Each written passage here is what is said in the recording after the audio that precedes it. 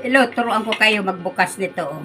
Kasi ito, may ano siya, bukasan ng ganito. Oh. Ito, wala. Yan. Ituturo ko sa inyo. Lagay nyo, bubuksan nyo muna dito sa kabila.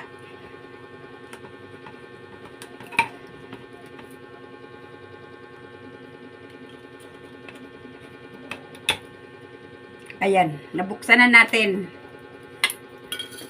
Gagawin nyo ay dito sa ilalim, bubutasan nyo para lumabas yung hangin. Ayan, nabutasan na. Gagawin nyo, igagan nyo ito rito, itong kutsilyo. Paikot nyo lang, ganun. Ayan.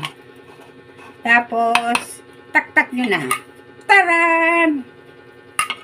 Ito na yung ano natin. Oh, diba?